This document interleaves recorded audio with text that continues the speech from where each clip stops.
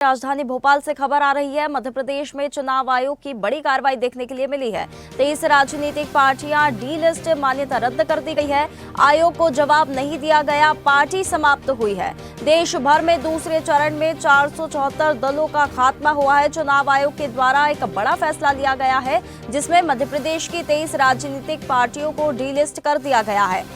चलिए, हमारे साथ news head digital Aniruddh Sonu ने हमारे साथ जुड़ गए हैं। अनिरुद्ध, 23 राजनीतिक पार्टियों को डिलिस्ट किया गया है। मध्य प्रदेश चुनाव आयोग की ये बड़ी कार्रवाई देखने के लिए मिल रही है, क्या कुछ इसमें अपडेट सामने आ रहा है?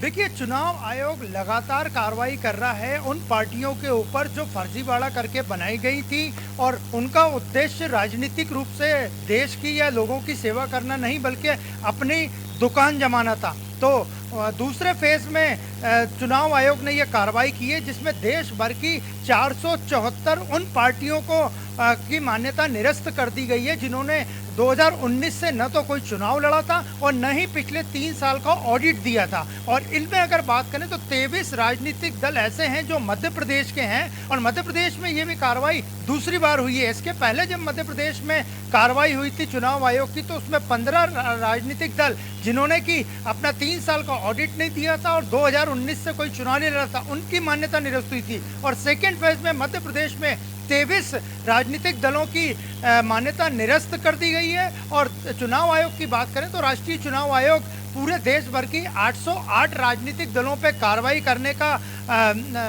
उन्होंने डाटा इकट्ठा किया है, जिसमें फर्स्ट फेज में 334 पार्टियां थी, सेकंड फेज में 474 पार्टियां थी जिनकी राजनीतिक मान्यता निरस्त हुई है। और जो मध्य प्रदेश की पार्टियां हैं उसमें 23 दल इसमें शामिल थे। तो बड़ी कार्रवाई की गई है और ये छोटे मोटे दल थे जिन्होंने कि न तो अपना ऑडिट देते थे ये और न ही कोई ये अपना हिसाब किताब बता के या 2019 के बाद कोई चुनाव लड़ते थे। बिल्कुल अनिरुद्ध, ये देख रहे हैं कि मध्य प्रदेश में चुनाव आयोग की ये बड़ी कार्रवाई देखने के लिए मिल रही है। 23 राजनीतिक पार्टियां डिलिस्ट कर दी गई है, मान्यता रद्द कर दी गई है।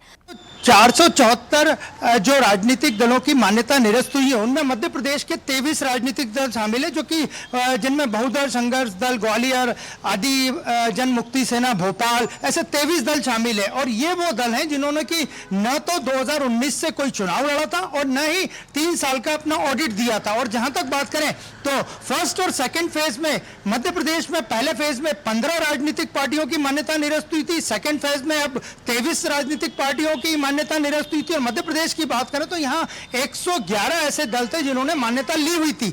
अब 38 दल इनमें से कम हो गए हैं। और थर्ड फेज की बात करें तो थर्ड फेज में अब 6 दलों की मान्यता और निरस्त की जाएगी, जिन्होंने कि न तो ऑडिट दिया है 3 साल का और न ही 2019 से चुनाव लड़ा है। तो चुनाव आयोग की एक बड़ी कार्रवाई है। और मध्य प्रदेश की बात करें तो मध्य प्रदेश में केवल कांग्रेस और भारतीय जनता पार्टी ही बड़ी पार्टी है। इसके अलावा कभी कभी किसी वर्ष में समाजवादी पार्टी ने विधायक अपने जीते हैं। और जहां तक बात करें बहुजन समाज पार्टी ने अपने विधायक विधानसभा में भेजे। इसके अलावा सांसदों की बात करें तो लंबे समय से यहां पे भारतीय जनता पार्टी और कांग्रेस के सांसद ही जीतते रहे।